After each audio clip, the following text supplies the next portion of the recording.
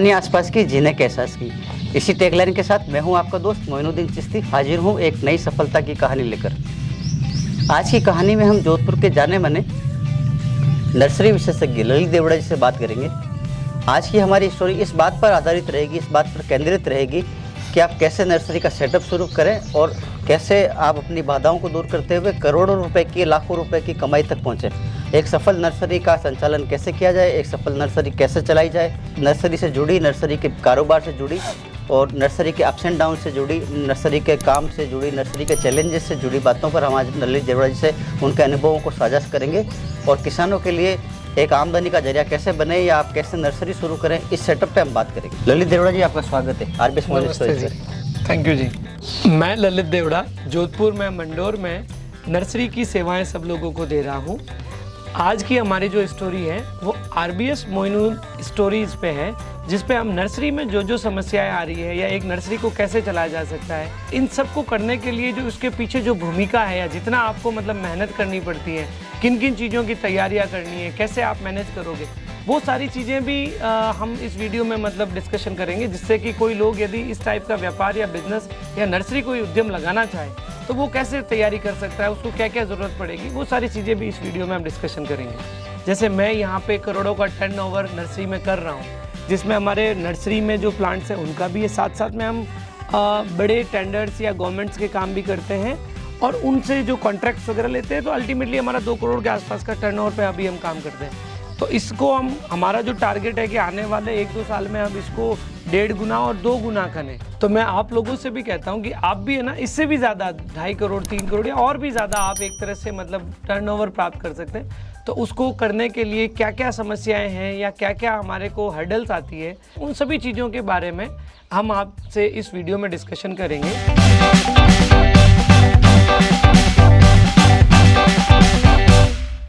स्वास्तिक nursery जो है मंडोर में, ये लगभग हमारे जो एरिया वाइज यदि बात करूँ तो 25 बीघा में हमने पूरा नर्सरी का सेटअप किया हुआ है, जहाँ पे हमारे पास में सब तरह के प्लांट्स, सब तरह की जब मैं बात करता हूँ तो देखिए जो वैरायटीज़ ऑफ प्लांट्स होती है, बेसिकली इंडिया में 4 से 5 ऐसी जगह हैं जहाँ से अलग अलग वैरायटीज़ के प्लांट्स मिलते हैं। उसमें से एक होता है कलकत्ता, दूसरा आंध्रा, देन आपका पुणे, गुजरात, यूपी।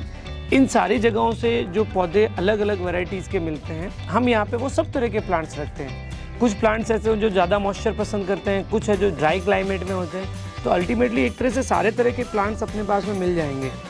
अच्छा, अभी जब नर्सरी की अपन जब कल्पना करते हैं तो आपको नर्सरी के लिए जो सबसे बेसिक इंफ्रास्ट्रक्चर या रिसोर्स की जो ज़रूरत होती है, उसमें पानी की सबसे बड़ी उपयोगिता होती है। पानी आपको बहुत ही अच्छा, और यदि अच्छे की बात करें तो ऑलमोस्ट 1 ईसी का पानी आपको चाहिए। इलेक्ट्रिक कंडक्टिविटी बोलते हैं इसी को। तो 1 ईसी के पानी में आपको हर तरह का प्लांट्स जो है वो सर्वाइव कर जाता है। उसके बाद में जो प्लांट्स को ह्यूमिडिटी और मॉइस्चर की रिक्वायरमेंट होती है, उसके लिए ग्रीन हाउस हम बना सकते हैं। ग्रीन हाउस के अंदर सभी तरह के पौधे अपन रख सकते हैं और वहाँ पे आसानी से आप है ना ह्यूमिडिटी और इसको कंट्रोल कर सकते हो, टेम्परेचर को भी साथ साथ में। इसके साथ में ही जब नर्सरी का सारा सेटअप हो जाता है तो अपने को वो सारी चीज़ें भी देखनी पड़ती है कि कौन सा प्लांट्स इंडोर्स का है, कौन से आउटडोर के प्लांट्स हैं, किसको सेमी साइड में रखना है, कहाँ पे जिनको ज़्यादा धूप की ज़रूरत होती है। तो आपको प्लांट्स का भी सारा अरेंजमेंट उसके अकॉर्डिंग करना पड़ता है। समय समय पे अपने को ये सारी एग्रोनॉमिकल सर्विसेज भी काम करना पड़ता है। इसके लिए हमारी यहाँ नर्सरी में मैं हर रोज़ सारे प्लांट्स को ऑब्जर्व करते हैं। पूरे नर्सरी का राउंड्स होता है, उसमें हम देखते हैं कि भाई क्लोजली ऑब्जर्व करते हैं प्लांट्स को कि कहीं कोई इन्फेक्शंस नहीं हो रहे हैं, कहीं कोई कीड़े वगैरह नहीं आ रहे हैं। तो जैसे ही जिस टाइप का हमारे को डिजीज़ या कोई इंसेक्ट नज़र आता है, उसके अकॉर्डिंग ही हम उसमें मेडिसिन का यूज़ करते हैं, जिससे क्या है कि प्लांट्स हमेशा हेल्दी रहे, उनमें कोई इन्फेक्शन ना लगे, डिजीज़ नहीं लगे। जिससे क्या होगा, अल्टीमेटली जो भी कस्टमर हमारे यहाँ नर्सरी में आएगा तो वो एक तरह के हेल्दी प्लांट्स लेके जाएंगे।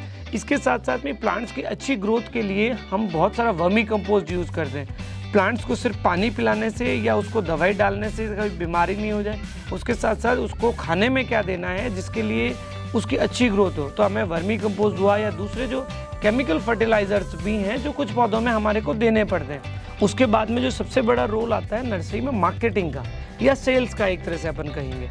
सेल्स में आपको ये ध्यान देना पड़ता है, जब भी आपकी नर्सरी में कोई कस्टमर आता है तो आपके पास में अच्छा नॉलेज वाला सुपरवाइजर होना चाहिए। आपको अल्टीमेटली पहले गेस्ट की डिटेल या उसका डिमांड्स अपने को पूछना पड़ेगा, उनकी रिक्वायरमेंट्स को अपने को पूछना पड़ेगा, उस रिक्वायरमेंट के अकॉर्डिंग ही अपने को उनको प्लांट देना चाहिए। बहुत बार क्या होता है नर्सरी में अपन देखते हैं कि प्रॉपर गाइड नहीं करते हैं लोगों को। बेसिकली आप उनको प्रॉपर गाइड करो, टेक्निकली उनको जो जो इन्फॉर्मेशन चाहिए वो इन्फॉर्मेशन दो।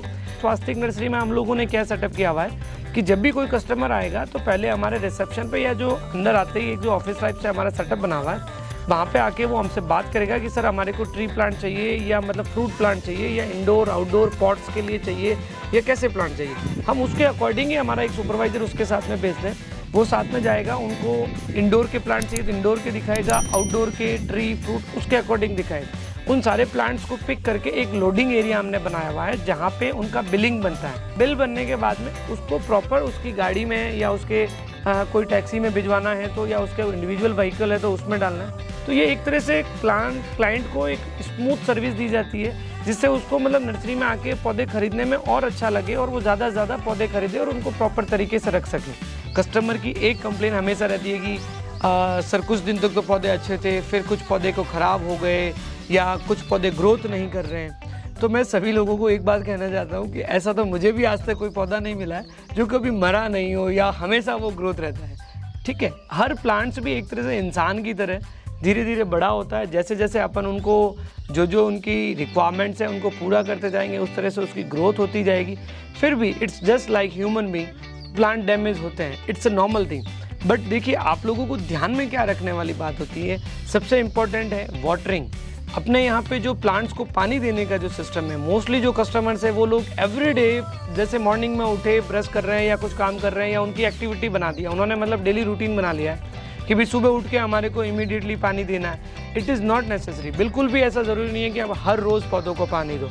आप पौधों को पानी देने का एक सिंपल सा कॉन्सेप्ट होता है, आप उसके सॉइल के मॉइस्चर को चेक करो। यदि मिट्टी में नमी है तो आप उसको पानी नहीं देना है। अब नमी डिपेंड करेगी वेदर के अकॉर्डिंग, कभी बहुत ज़्यादा गर्मी पड़ रही है या सर्दियों का टाइम है या बारिश का टाइम है, तो हर सीज़न में अलग अलग मिट्टी सूखेगी, उसके अकॉर्डिंग ही अपने को पानी देना होता है। दूसरा जो सबसे इम्पोर्टेंट रोल होता है कि पौधों के जब गमले होते हैं उन गमलों में जब अपन पानी देते हैं एवरीडे, तो अपने को साथ में ये भी देखना होता है कि कहीं पौधों के नीचे से हल्का हल्का रिस के पानी तो आ रहा है ना।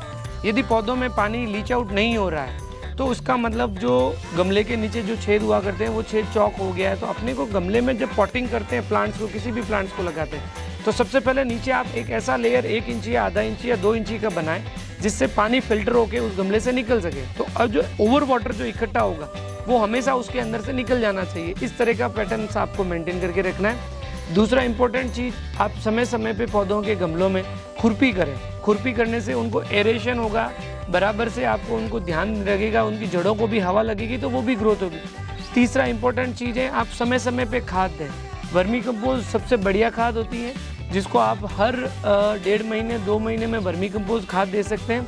प्लांट्स का अरेंजमेंट या उनका प्लेसमेंट आप उसके अकॉर्डिंग करें जो वेदर के अकॉर्डिंग रहे। जैसे गर्मियों में जब पीक गर्मी पड़ती है तो प्लांट्स को उठा के अपने को थोड़ा शेड वाले एरिया में रखना होता है, या सर्दियों में जहाँ कम सनलाइट आ रही है तो उस समय उनको धूप वाली जगह पे ले जाके रखना पड़ता है।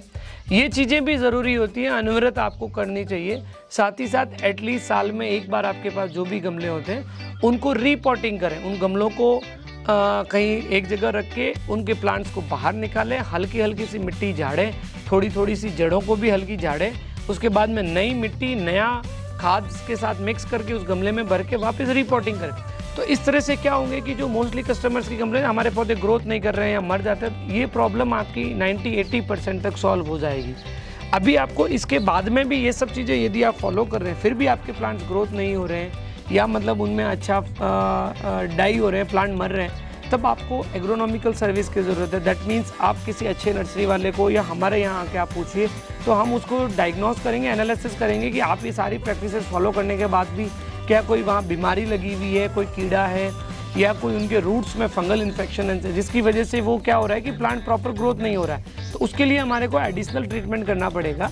मैं फिर भी एक बार लोगों से यही कहना चाहूँगा, जो भी व्यूअर्स इसको देख रहे हैं मोइनुद्दीन RBS को, स्टोरीज़ को, आप लोग एक चीज़ हमेशा ध्यान रखिए कि जो पौधा बना है या बड़ा होगा वो कभी न कभी मरेगा ही। तो इसके लिए आपको ये ज़रूरी नहीं है कि आपके 100 पौधे या 20 पौधे 50 पौधे वो रोज़ हमेशा तैयार रहेंगे। पौधे मरते भी हैं, उनको चेंज भी करना पड़ता है। इट्स अ नेचुरल थिंग, इससे घबराएं नहीं, बट आप प्रकृति के साथ कनेक्ट रहें, ज़्यादा से ज़्यादा गमले लगाएं, प्लांट लगाएं, ट्री प्लांट लगाएं, और इनको करना पड़ेगा। और दूसरा, एक जो कस्टमर्स की सबसे ज़्यादा कंप्लेंट्स रहती है कि हमारे फ्रूट्स नहीं आ रहे हैं, या हमारे 3 साल हो गया, 4 साल हो गया, अभी भी उसमें ऐसा फ्लावर नहीं आ रहा है या फल नहीं आ रहा है।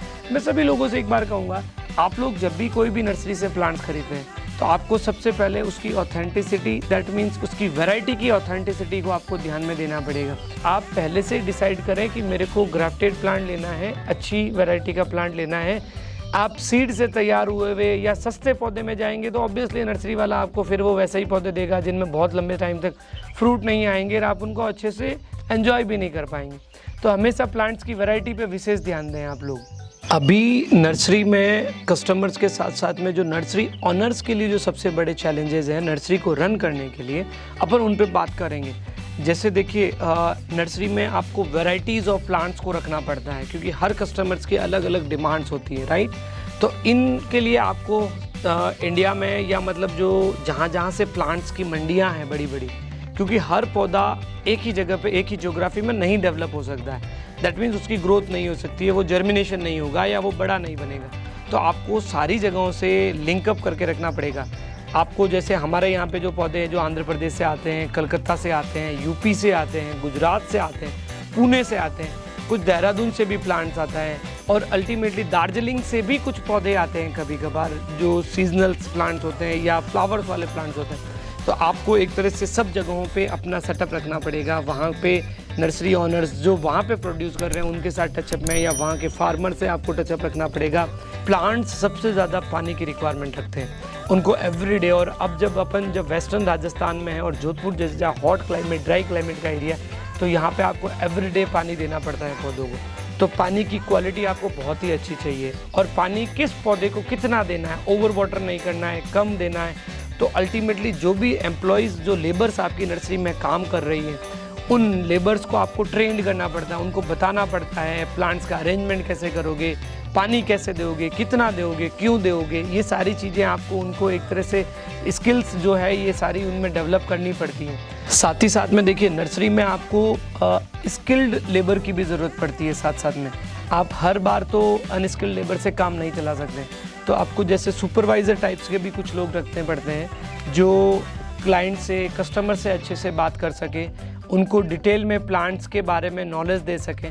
ये चीज़ भी आपको साथ साथ में ध्यान देनी पड़ती है। आपके पास में इस तरह का इंफ्रास्ट्रक्चर का सेटअप भी करना पड़ता है जहाँ पे आप जब पीक गर्मी का टाइम हो तो शेड के अंदर पौधे रख सकते हो, सर्दी का ज़्यादा टाइम होता है तो उन प्लांट्स को हम पॉली हाउस के अंदर डाल दें ताकि उनको ज़्यादा उनका टेम्परेचर जो डाउन नहीं हो, जिससे पौधे की पत्तियाँ जले नहीं या सूखे नहीं। तो ये भी सारी चीज़ें हमारे लिए मतलब एक तरह से चैलेंजेस रहते हैं जिनको हमारे को डे बाय डे या एवरीडे हमारे को मेंटेन करके या मैनेज करके चलना पड़ता है। जब आपके पास वैरायटीज़ ऑफ प्लांट्स होते हैं और आप बहुत ही एडवर्स क्लाइमेट में काम कर रहे हो तो आपके बहुत सारे प्लांट्स मरते हैं। सर्दियों में अलग तरह के प्लांट्स मरेंगे, गर्मियों में अलग तरह के प्लांट्स मरेंगे। तो इस चीज़ का जो इस चीज़ से अपने को बाहर आने के लिए सबसे ज़्यादा इम्पोर्टेंट होता है प्रॉपर सुपरविज़न। टाइमली जिस पौधे को जो डिमांड्स है, चाहे वो खाद की है, चाहे वो दवाई की है, यदि वो चीज़ आप नहीं करोगे तो आपके यहाँ पे बहुत सारे प्लांट्स मरेंगे। और एक चीज़ आप देखिए, जब प्लांट बाहर से आता है, आप बाहर से प्रोक्योर करते हो तो 3 दिन 4 दिन 5 दिन जब ट्रैवल करके आते हैं तो उस समय भी ट्रांसपोर्टेशन की वजह से भी आपको काफ़ी सारा लॉसेज होता है। उस लॉस को कंपेंसेट करने के लिए जो दूसरे पौधे हैं उन पौधों को और ज़्यादा ध्यान देना पड़ता है, जिससे क्या होगा कि आप उनको बराबर पानी दें, टाइमली उनको मेडिसिन दें यदि कुछ रिक्वायरमेंट है तो आपको अल्टीमेटली फिर उनका कॉस्ट जो कट हुआ था वो कॉस्ट दूसरे में एड ऑन हो जाएगा और वो कॉस्ट को आपको मैनेज करके चलना पड़ता है। साथ ही साथ में देखिए, नर्सरी बिजनेस भी एक तरह का बहुत ही कंपटीशन का बिजनेस है। लोग आपसे रेट्स के लिए बहुत बार्गेनिंग करेंगे, क्वालिटीज़ के लिए बहुत बार्गेनिंग करेंगे। तो अल्टीमेटली आपको नई नई वैराइटीज़ इंट्रोड्यूस करनी पड़ेगी, नई नई चीज़ें इंट्रोड्यूस करनी पड़ेगी। साथ ही साथ में आफ्टर सेल सर्विसेज पे भी आपको बहुत अच्छा काम करना पड़ेगा, जिससे क्लाइंट्स को आप एक अच्छी मतलब इमेज क्रिएट कर सको और उनको लगे कि नहीं भाई यहाँ से प्लांट लेंगे तो हमारे को ये चीज़ें भी साथ साथ में मिलेगी, एक कंसल्टेंसी वाली चीज़ें भी मिलेगी। तो ये सारे एक तरह के चैलेंजेज हैं जो हम लोग यहाँ पे एवरीडे फेस करते हैं। बट हमारी बेस्ट सर्विसेज रहती है, फिर भी हम उनको क्लाइंट्स को जितना ज़्यादा से ज़्यादा सर्विसेज दे सकते हैं, क्वालिटी ऑफ प्लांट्स दे सकें, अच्छे फ्रूट वाले प्लांट दे सकें, वो हमारा एक ध्येय रहता है। और उसी की बदौलत आज हम बहुत अच्छा काम कर रहे हैं और दूसरे लोगों को भी हम मोटिवेट करते हैं कि भाई आप भी इस तरह से टेक्निकली और ये सारी चीज़ों के साथ काम करोगे तो आप लोग भी बहुत अच्छा नर्सरी में काम कर सकते हो। कंपटीशन की यदि अपन बात करें तो कुछ नर्सरी मैन जो होते हैं वो अपने सारे इकोनॉमिक्स को प्रॉपर्ली कैलकुलेट भी नहीं करते हैं। देखिए, आपके प्लांट्स अलग रेट से आता है, फिर उसका ट्रांसपोर्टेशन अलग लगता है, देन उसके बाद में आप लेबर लगती है उसको मेंटेन करने का, लोडिंग अनलोडिंग, ये सारी चीज़ें कैलकुलेट करके फिर अपन उसके एग्जैक्ट कैलकुलेशन निकालते हैं कि ये पर प्लांट हमारे को क्या रेट में मिला है। और मैंने ऐसे भी उदाहरण देखे हैं, एग्जाम्पल्स देखे हैं, नर्सरी मैन देखे हैं जो इन सारे एस्पेक्ट्स को काउंट करते ही नहीं है। वो सिर्फ प्लांट्स क्या रेट में परचेज हुआ है दैट्स इट, उसको काउंट करके भी कभी कभी कस्टमर्स को बेच देते हैं। जब वो लास्ट में फाइनल सारी कैलकुलेशन लगाते हैं तब उनको पता चलता है कि हमने तो बहुत कम रेट में या लॉस में भी प्लांट बेच दिए। और जब वो कोई कस्टमर उनसे पौधा लेके हमारे पास आता है तो बोलते हैं वो वहाँ पे ये रेट में दे देता है या ऐसा रेट दे देता है। तो हम उनको समझाते हैं कि उन लोगों को प्रॉपर आइडिया नहीं था या वो चीज़ नहीं थी कि कितने में करना है, कैसे करना है, ये सारी चीज़ें हैं। तो अल्टीमेटली इन सब चीज़ों को भी ध्यान में रखना पड़ता है और उसी के अकॉर्डिंग हम हमारा नर्सरी में मार्जिन्स भी सेट करते हैं। जोधपुर में अभी तक हॉर्टिकल्चर में जो सबसे बड़े प्रोजेक्ट्स में बात करूं मैं, बगीचे का या बागवानी का काम हुआ है, तो सबसे बड़ा तो IIT जो Indian institute of technology Jodhpur है कड़वड़ में, वहाँ का जो कंप्लीट हॉर्टिकल्चर डिज़ाइंस था, इवन उसका इम्प्लीमेंटेशन था, डेवलपमेंट था, वो सारा हमने स्वास्तिक नर्सरी ने ही वहाँ पे डेवलप किया है। एक तरह इंटरनेशनल क्लास का या वर्ल्ड क्लास का हमने वहाँ पे हॉर्टिकल्चर का काम किया। साथ ही साथ अभी आप देखेंगे कि जोधपुर में वर्टिकल गार्डन का भी काफ़ी अच्छा क्रेज चला है। तो जोधपुर रेलवे स्टेशन पे भी हमने DMR ऑफिस में भी हमने इनके वर्टिकल्स गार्डन का काम किया है, ग्रीन वॉल बनाई है हमने। दूसरा भी PWD हुआ या दूसरी भी एजेंसीज़ हैं, यूनिवर्सिटीज़ हुई, हम इन लोगों के साथ में भी, गवर्नमेंट्स डिपार्टमेंट्स के साथ में भी अलग अलग उनके जो प्रोजेक्ट्स हैं जहाँ पे नई बिल्डिंग्स वगैरह बनती हैं, काजरी हुआ, तो वहाँ पे लैंडस्केपिंग का काम हम लोग करते हैं, उनको प्लांट सप्लाई हम लोग करते हैं। प्राइवेट में भी हमने बहुत सारी जोधपुर में हैंडीक्राफ्ट्स के बड़े बड़े शोरूम्स हैं, इंडस्ट्रीज़ हैं, जिनमें हमने प्लांट सप्लाई भी किए हैं और बहुत साथ ही साथ में उनमें उनके गार्डन्स भी डेवलप किए हैं। आप ट्रेडिशनल हैंडीक्राफ्ट्स की बात कर सकते हैं, आप बसंत हैंडीक्राफ्ट्स की बात कर सकते हैं, प्रिंस आर्ट करके भी हैं, और भी दूसरे बहुत सारे हैंडीक्राफ्ट्स के बड़ी बड़ी फैक्ट्रीज़ हैं, MNCs हैं, जिनमें हम लोगों ने बगीचे का उनका बागवानी का, उनके गार्डन्स का काम किया। साथ ही साथ जोधपुर में उम्मीद हेरिटेज करके एक बहुत अच्छी रेजिडेंशियल सोसाइटी है, यूँ कहूँ कि जोधपुर की सबसे पॉश एरिया है जहाँ पे अच्छे अच्छे बिल्डिंग्स, मकान्स बने हुए हैं, लोगों के बंगलोज़ बने हुए हैं। उन बंगलोज़ में भी लोगों में जो गार्डन्स वगैरह हैं, बहुत सारे गार्डन्स में हमने काम किया है। तो अल्टीमेटली डे बाय डे जैसे जैसे हमारा काम की क्वालिटी अच्छी है तो लोग देखते हैं तो हमारे पास ज़्यादा क्वेरीज आ रही हैं। बाग लगा हुआ है किसी का, ऑलरेडी गार्डन तैयार है, तो उसको मेंटेनेंस की भी हमारे पास बहुत सारी रिक्वायरमेंट्स आ रही है। तो वो सारी चीज़ें हम लोग कर रहे हैं कंटिन्यूअसली।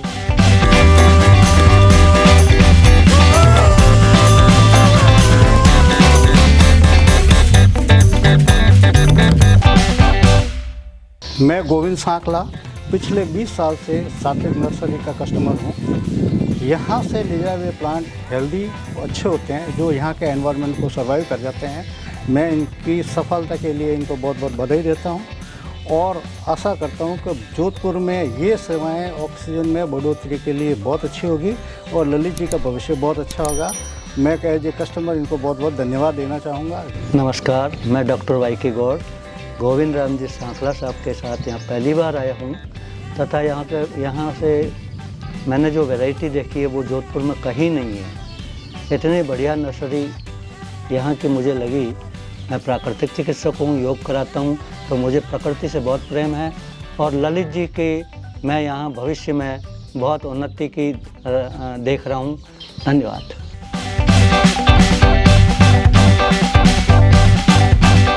यदि आप भी नर्सरी में सफल कारोबारी बनना चाहते हैं और नर्सरी रन करना चाहते हैं तो मैं मानता हूं कि हमारी आज की ये वीडियो आपके बहुत काम आने वाली है। ये वीडियो उन किसानों के काम आने वाली है, उन युवाओं के काम आने वाली है जो नर्सरी में अपना भविष्य बनाना चाहते हैं, नर्सरी से लाखों कमाना चाहते हैं, करोड़ों कमाना चाहते हैं। आज ललित जी से इसी बात पर बात हुई है कि कैसे करोड़ों रुपए कमाए जाएं और उस करोड़ों रुपए कमाने या लाखों रुपए कमाने तक के पीछे भी किस किस तरह की परेशानियों का हमें सामना करना पड़ता है और उन हर्डल से कैसे पार पाया जाए। आरबीएस मोइन स्टोरीज पर ललित जी आपने हमें जो अपनी जानकारी, जो अपना अनुभव साझा किया, उसके लिए हम आपका आभारी हैं और आरबीएस मोइन स्टोरीज से बने रहिए। यदि आप किसी भी माध्यम से पहली बार हमारी कहानी देख रहे हैं, आरबीएस मोइन स्टोरीज का चैनल को जरूर सब्सक्राइब कीजिए और बने रहिए हमारे साथ ऐसे इन्फॉर्मेटिव वीडियोज़ के लिए। हम आपके लिए ऐसा ही मनोरंजन वाला, प्रेरित करने वाला और मोटिवेशनल कंटेंट लेकर आते रहते हैं।